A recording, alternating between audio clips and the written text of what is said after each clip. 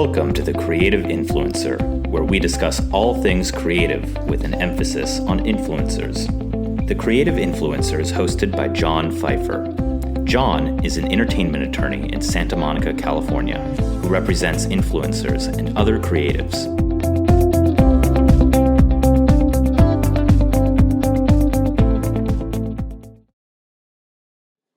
This is the fourth minisode of the sixth season of the Creative Influencer podcast.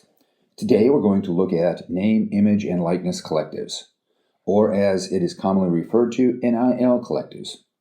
In our last minisode, minisode 3, I discussed the NCAA's interim name, image, and likeness policy. For the first time in over 100 years, let me say that again, for the first time in over 100 years, a student athlete can now engage in NIL activities as long as they comply with the laws in their state. Now that's great if you're a star athlete, but what about everybody else? According to the NCAA, there are more than 460,000 student athletes, and less than 2% will play professionally. Enter NIL Collectives. NIL Collectives are designed to simplify the process of facilitating a way for all athletes to have access to NIL deals. A collective is typically supported by fans who can make a one-time payment or purchase a subscription, and those funds are pooled to create NIL opportunities for student athletes. One of the more well-known collectives is the Gator Collective for the Florida Gators. The Gator Collective is a quasi-subscription service starting at $5.99 a month, going up to $999.99 per month. Its outspoken founder, Eddie Rojas, has been quoted as saying it's, quote, about the confetti, close quote. You know, that stuff shot out of cannons after a championship game. Members of the Gator Collective can attend a tailgator, that is TAILGATOR, which is a play on the Florida Gators. Tailgaters are not to be confused with a tailgate party where you can eat and drink with your friends before a game.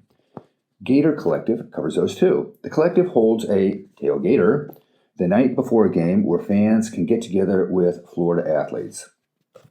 With the money raised, the collective also arranges appearances, interviews, autographs, and social media posts.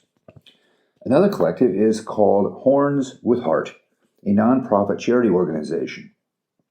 In a press release, the organization said, quote, Horns with Heart was formed specifically to create an avenue by which University of Texas student athletes can be empowered to make positive impacts on their communities and charities close to their heart while utilizing their name, image, and likeness, close quote. Horns with Heart announced that it will provide every scholarship offensive lineman at the University of Texas with $50,000 annually for charity work. As of September 26th, and according to Business of College Sports website, there are almost 100 collectives with more coming every week. Enter the NCAA. In typical NCAA fashion, they're coming to the party a year too late. In June, the NCAA issued what they call guidance regarding third-party involvement. This, quote, guidance is their way to try to regulate collectives. First, they define a booster. A booster is a person who assists or tries to assist in providing benefits to student athletes or their family members. Boosters and collectives may not communicate with the prospective student athlete for recruiting purposes. Also, a booster cannot guarantee a NIL agreement to secure continued enrollment at a particular college or university. Further, coaches and staff may not arrange a meeting between a booster and a collective, nor may a coach or staff member communicate with an athlete on behalf of a collective. Finally, all NIL agreements must be based on an independent analysis of the value that each athlete brings to an NIL agreement. An NIL agreement cannot be set up to influence an enrollment decision. But who monitors this for compliance? More on that in future minisodes. That's it for this time.